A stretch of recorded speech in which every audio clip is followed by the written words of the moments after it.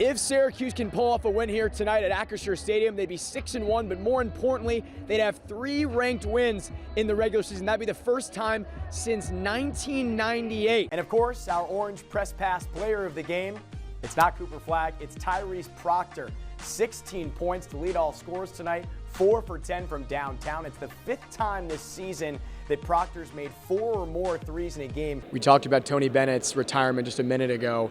He said that he walked away because he thought the state of college basketball was getting to a worse place. I want to get your opinion on what you think is the state of college basketball right now. Are you worried? Jaquan Carlos, one of the better distributors in college basketball last season. What sort of elements on offense does he bring to your team? I just feel like from last year, everything's not stagnant. I feel like he moves the ball really well. You and Jair played against each other a little bit. You actually beat his team in the CAA quarterfinals. What is it like to have that chip on your shoulder? It feels good, man, knowing that Jair never beat me. We beat Jair every single time. So you called Alabama's offense elite. Yeah. I think Auburn's biggest strength is they have a relentless offense. And I'll tell you what that means, and I think how far they'll go, at least the Final Four. Syracuse is 0-5 all-time versus the Terps. Brendan Free's got a great squad this year. 1-2 to this point. Those losses coming to the number 8 UConn Huskies and the number 1 South Carolina Gamecocks. The last team to win a football game after turning the ball over 6 times was Oklahoma against Texas Tech in 2018. And guess who was quarterback? Who? Kyler Murray. It's like George Clooney said in Ocean's 11. You play long enough, you never change the stakes. The house takes you, unless when that perfect hand comes along, you bet big, and then you take the house. Have a good one, Syracuse. Meet Clarence Lewis, a New Jersey native that decided to transfer to Syracuse after spending 4 seasons at Notre Dame. I honestly felt like it was a great opportunity to come, for them to help me, but also for me to help them. Just thought this would be a good fit for him, and plus for us to want some leadership in the corner room. A 2-year starter for the Fighting Irish, Lewis brings a lot to the table. But it wasn't just football that caught the eye of Syracuse head coach Fran Brown. I think he's a really good artist. He has a lot of artwork that he's always sending me, and I want him to get drafted and be really good at art. I would like to go to an art gallery and see some of his, paintings and things up like that. So. Lewis has aspirations to play in the National Football League, but is eager to learn more about potential careers in art as well. Really only do art and classes and stuff like that, but I feel like I'm gonna begin to actually start looking into more to different types of art so I could further that career as well. Since joining the Orange, Lewis has been one of the bright spots in Fran Brown's secondary. He had a pick in Syracuse's game against Stanford, and his 5 pass deflections leads the team. Is it intercepted? It is. Clarence Lewis got the foot in. Obviously, we want to win it all, so try my best to help them get it. Before I start, I want to thank the fans that came out tonight. A special shout out to those guys for always supporting us even when things aren't going the way that we all expected them to go. We really push each other, and like I said, sometimes we don't get the results, but that's life. In front of 14,000 Orange faithful, SU delivered in a big way a 62-55 defeat of the Georgia Tech Yellow Jackets. It's Syracuse's first victory in the ACC and their first win versus a Power 5 conference opponent this season. J.J. Starling, super impactful in this game, 21 points. His second game back from injury, he played 36 minutes. Head coach Adrian Autry said he was the difference maker.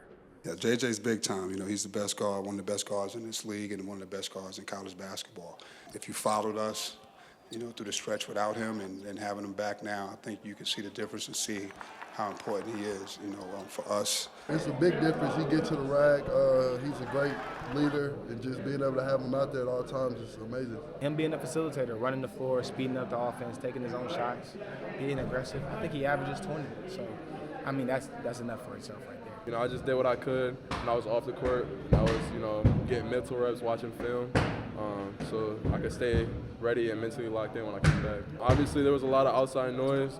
They weren't really with us, but at the end of the day, it's just us. And just understand there's no more time or space for losing anymore.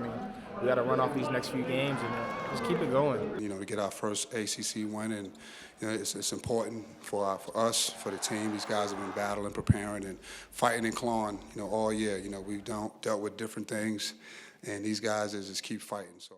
Head coach Adrian Autry and several Syracuse Orange players said the focus is blocking out the noise and carrying the momentum of this win against Georgia Tech into their game against Boston College. The priority is taking care of business in Chestnut Hill, getting another win in the ACC. Syracuse 7-8 to this point. They're 1-3 in ACC play, but they need to get out of that bottom 3 threshold in order to advance to the ACC tournament come March. For Citrus TV Sports, I'm Carson Fowler. Road wins are hard to come by in college basketball. Last year, North Carolina was upset by Syracuse, but Saturday night, the Tar Heels took care of business in an 88-82 win over the Orange. UNC had lost 4 games in a row prior to this one, and man, did they earn this win. The Tar Heels shot 46% from beyond the three-point line. Ian Jackson added 23 points. He led all scorers. And Jalen Withers had easily his best game of the year, 19 points, just 2 points shy of his career high. Hubert Davis said this game was about doing the little things right when they haven't for much of this year. For it to work out today was validation for them that those little things do matter. And my hope is that we'll continue to build confidence in this young group and we continue to get better. Syracuse still within the top of the ACC standings that advances to the conference tournament in March, but after the loss, they're just 2 wins ahead of NC State, who currently is on the outside looking in. Autry said the focus is still just on SU's next game. We're just trying to win the next game. We don't get too ahead of ourselves. We just try to win the nenext game. We'll review the tape. I'll figure out what I need to do better. Our coaching staff needs to do better. What everyone needs to do better.